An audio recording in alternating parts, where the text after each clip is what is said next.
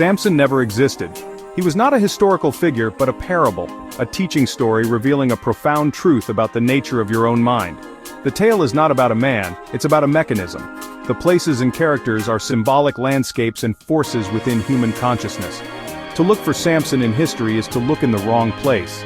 You must look inside. The story is a map of the ego's journey, from its apparent birth to its inevitable self-destruction. It reveals that the hero of your personal story, the I, is a phantom. The victories and defeats you experience are part of a convincing drama with no ultimate reality.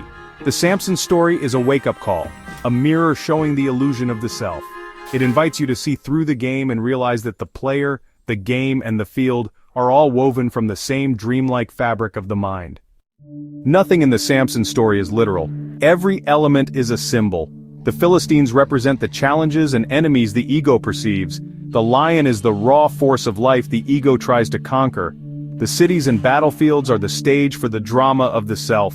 In your own life, you have your Gaza, your Philistines, your lions, your personal struggles and fears. The story gives these experiences a name and form, making us forget we're watching a play. Time itself is part of the illusion. The story unfolds in a psychological space that is always present. The tale resonates because it speaks the symbolic language of the psyche, not because it recounts history. It exposes the anxieties, arrogance, and fragility of the constructed self.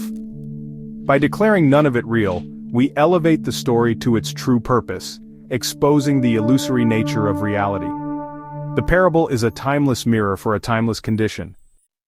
The parable attacks the ego's core belief that its victories are real.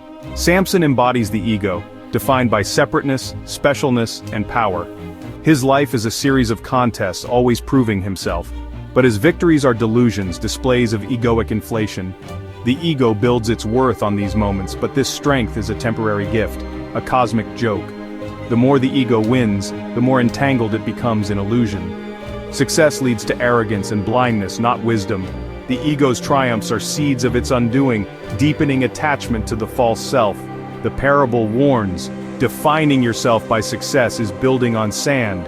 The hero is a puppet, mistaking the strings for his own power.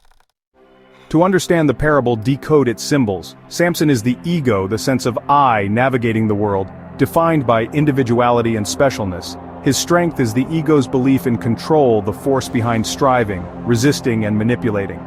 This strength depends on his hair, a symbol for identity, your name, beliefs, history, and roles. As long as the story of me remains, the ego feels strong. Cut the hair, lose the story, and the power vanishes. The ego is nothing without its narrative. Delilah is not a woman, but Maya, the seductive illusion of the world, promising fulfillment if you reveal your secret. When Samson's hair is cut and he's blinded, it's not physical loss, but the ego's confusion after losing its story. Blindness is the state of the ego, powerless and lost, still believing the illusion is real. The parable's symbols are keys to seeing through the illusion. The story is not about events, but about the mechanism of selfhood. It's a map of how identity is built, lost, and ultimately revealed as unreal. The parable is a mirror. Look honestly and you'll see yourself. You become Samson whenever you identify with any story or role.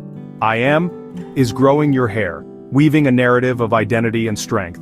Collective identities, nation, team, party, are just larger versions of the same illusion. The ego draws power from these stories, but it's a fragile strength. When the world tests your identity and you lose your hair, the ego feels lost and powerless.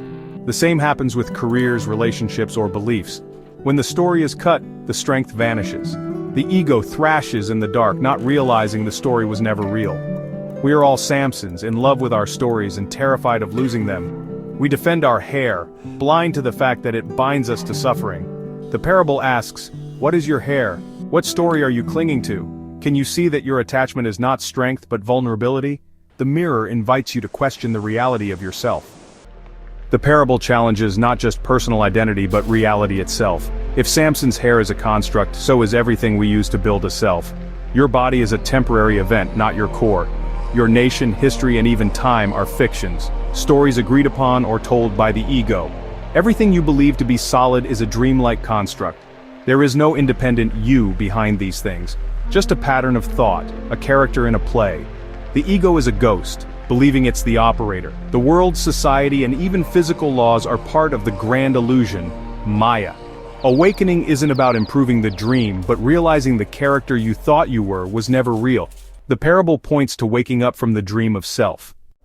Samson's dramatic end is often mistaken for liberation, but it's the ego's final tantrum. It's not awakening, but the self's desperate attempt to assert its reality. The fantasy of a cataclysmic ego death is just another ego story. True awakening is not an explosion but a quiet disappearance. It's the realization that there is no self to be liberated or ego to be killed. The search and struggle were based on a false premise. Awakening is the simple seeing that the I was never there.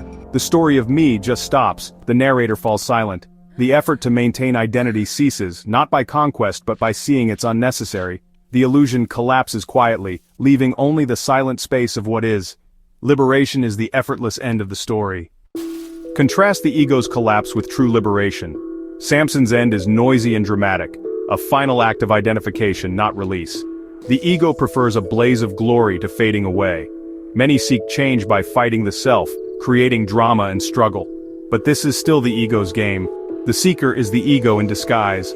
Collapse is often just exhaustion, dramatized as spiritual death. True liberation is undramatic, a simple recognition of illusion. Like realizing a movie is just flickering lights, the story loses its power. Liberation is not destruction, but seeing through. The character and world are patterns of light, not substance. There's no need to pull down the temple, it was never real.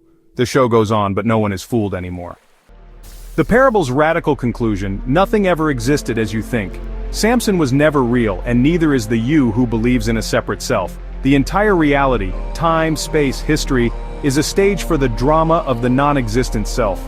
We've been Samsons, clinging to identity, blinded by our own stories. The final awakening is realizing there is no temple, no Philistines, no Samson. Freedom is not breaking chains, but seeing there are no chains. The freedom you seek is freedom from the self. It arrives when you see without doubt that no such self ever existed. There is only the seamless, ownerless happening of everything, a dream with no dreamer. In this realization, peace is found when the storyteller disappears.